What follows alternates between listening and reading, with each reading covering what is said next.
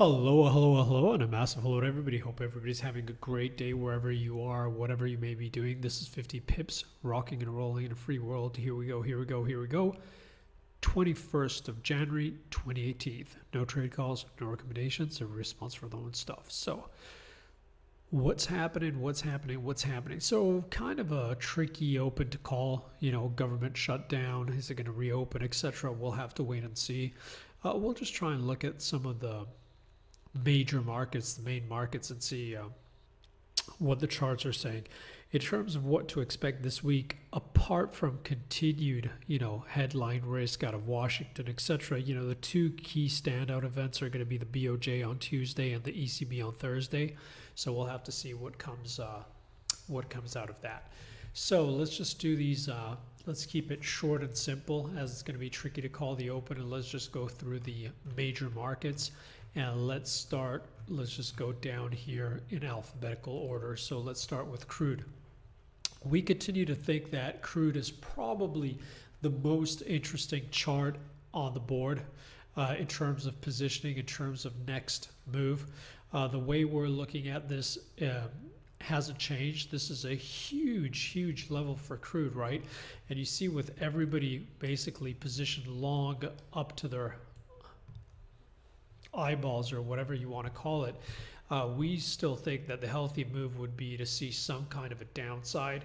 I mean, apart from if you're talking about positioning, if you're talking about shale producers sooner or later want to come up, if you're looking at how a lot of producers hedged, etc., it doesn't really matter. I mean, just look at the chart. This is a key level, right? We've come up to it. We market had capped this all the way since that 2015, and we broke through, and we're having trouble getting any real momentum to the upside above this 65, right? An interesting thing is if you flip the chart onto a monthly and you put a 200 on it, there we go. Key level. So even if we're going to ultimately end up higher, we still believe that the healthy move is not to see this go knife through butter. But even though we have a little bit of a labored advance here, even if it's going to go a little bit higher, the big move to the upside, if it comes, will have to come from lower, not from where we stand. Okay, so right now we're not going to change our stats. We think that the zone to watch on a breakup is that 70 to 75s, and the zone to watch the downside is the 55-50. And the way we're looking at this in terms of looking for asymmetric risk reward, we're clearly looking for shorts, not for longs. On a move back down, if you start to see some stalling around the 60 mark, this might be an interesting place to try and position yourself maybe for some longs. But the way we're trading, with the way we're looking at it, we're looking for opportunities to get short here. And basically, to keep it very simple, we think the next $10 are coming to the downside, not to the upside, right? So that's a simple way of looking at it. DXY, very important week for DXY. It could be a make or break week in the sense that ultimately the trend is down. It's very heavy. And we think that the healthy move would be to see some kind of a bounce before it resumes lower, even if it's going to resume lower. Now, we talked about this pivotal level around the 91, and you see how it's trying to base, but it's basing below. You see these bids trying to come here to support. It's not attracting a lot of new sellers at those lows. And if you look at it on a daily, see, it's trying to base. But again, after this kind of close, you'd expect a little bit more reaction. You see how it's still getting sold at that 91. So right now, as long as we trade inside this 5-day range, this is much to do about nothing, right? But the way you want to look at this is daily close above, then chance for some kind of a healthy move higher, even if it's for a little retracement. But the move is definitely to see some profit taking on the market, which is clearly over, really positioned to the short side. You'd expect to see that pop. But if we break below, that's where it could get very ugly, right? Because if we can't bounce, what's The healthy move would be a bounce, but here it could easily rest and gain more downside Momo, right? So if it stabilizes here, it's hanging around here, then it breaks, it could resume just as ugly as it was on the latest move to the downside. So it's a very, very interesting chart here. We'll have to see what happens. We think that even on a strong bounce, you know, this 200 and this descending trend line should cap it, unless there's some really important news.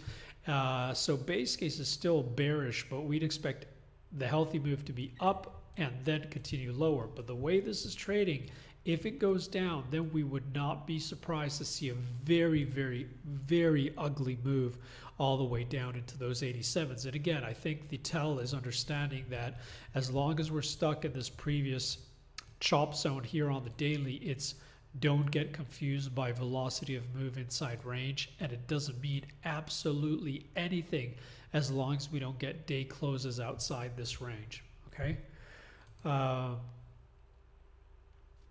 And you know, and you could see that that's very apparent if you look at the Euro chart, the Aussie charts. You could see that basically the dollar is really at a key point. Either it's going to continue in extensions, or it's time for a little healthy reversal, and it's apparent on all those all the Forex charts, or all the USD charts. ES, what's going on the ES? Well, not a lot to write home about. We'll have to see how we open here on the government shutdown, but this is just continuing higher. Sky's the limit. There's no real reason for this to reverse as long as we're in this grind higher mode. The way we're looking at this, again, obviously the healthy move would be to the downside, but it doesn't have to come. It doesn't have to come quick. We're looking at these 28s as being pivotal. As long as we get daily closes below the, 2800, as long as we get daily closes below the 2800 and we can get comfortable there, then the healthy move would be a move back towards this 2700, the 50 DMA. Hold above. It's just a continued grind higher to take out more and more round numbers to the upside. Shorter term, unless we get a daily close below the 50, this is probably going to stay in very, you know, it's a strong market. It's going to stay in buy the shallow dip mode, and you know, path of least resistance will likely be higher. So keep in mind that for, you know, for the longs to really start to get a little bit wobbly or a little bit worried, they have to really see a close below the 200 DMA. So that is far, far, far, far, far away. It doesn't mean it can't happen, but you know, it's 10%. So don't get carried away to the short side. It would be healthy to see some kind of move, but even back into that 2700, it's only a 3% correction. So I mean, any correction, even if it happened in a very short time period after the way this has been trading to the 50, to the 100, or to the 200, would be healthy. But just remember, it's still a correction, right? It's still a correction, a very strong market. Gold, what's happening on gold? We're done on our longs. We talked about those longs just before the FOMC meeting for also the seasonal play back into this gap zone. That's done and dusted. We think the meat of the move is done in terms of velocity of the move. What you want to look at is our base case is still that we're going to attempt to break higher through those 1350s, 1400s. But right here, the way this is trading, again, if we're looking at a healthy move, we would expect to see this come back down towards the 1300. And then depending on how that move came back into that area, we would consider this an interesting place to look for longs for the next break back above here to new highs towards that 1400. So that's what we're going to be looking at. And probably the most interesting chart, whether you want to look at ZNs or the ZBs, basically this is what really has the potential to cause a little bit of a stir.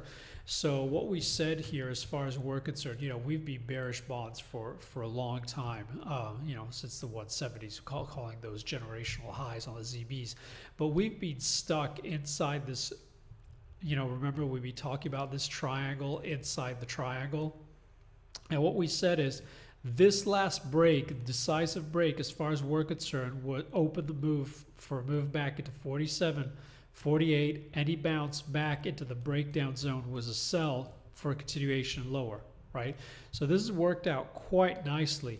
Here, I think a lot of people are desperately looking for a bounce, but you know, the bonds can be very, very ugly when they start moving and they take no prisoners at all. So our base case is still that they need to test lower before they actually turn, and likely if they base, it'll have to be a very ugly base with a final really ugly move. But right here, any kind of rally, unless it stabilizes back above the 152, which means back to sideways action, you know, we suspect to see any rally, if it even gets into the 151s, to find sellers to continue to press lower as we have unresolved business down here, right? So that hasn't changed. Our outlook hasn't changed on this. And it's fairly clear the way it's trading also on the ZNs is that it's it just looks like it's hungry for more downside. And if it's going to bounce, it'll have to bounce for lower, okay? So again, keep in mind an awful lot of headline risk this week. Let's see what happens. As always, thank you for flying with 50. Thank you for liking. Thank you for sharing. Hit me up if you want me to post any charts. I'll try and post some of those specific charts throughout the week on Euro, Aussie, cable. Well, I mean, cable is actually quite an interesting one before we, as we look at this. Remember we were talking about the fact that if you look at the weekly, basically this was a gigantic level for cable, right? And if we closed in terms of daily closes above, weekly closes above, this could be really, really bullish to the upside and get very, very aggressive towards the 145s, etc. Now, what's interesting here is that if you look at the latest action and look at something like on a 4-hour, you see how the market, remember we were talking about the zone, really tried to smack it back down hard, right? It's about 150 pips, and then we went all the way back up and now smack down again and now hovering.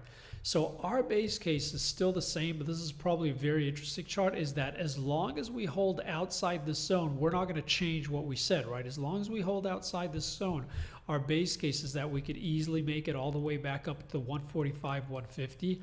But should we fail to hold this, we trade back below, then we're definitely and only going to be looking for shorts or for short opportunities tactically to try and take advantage of that, maybe all the way back down to this breakup zone or lower. But this is a really, really another uber important line to keep your eyes on this week for interesting trading opportunities. Okay?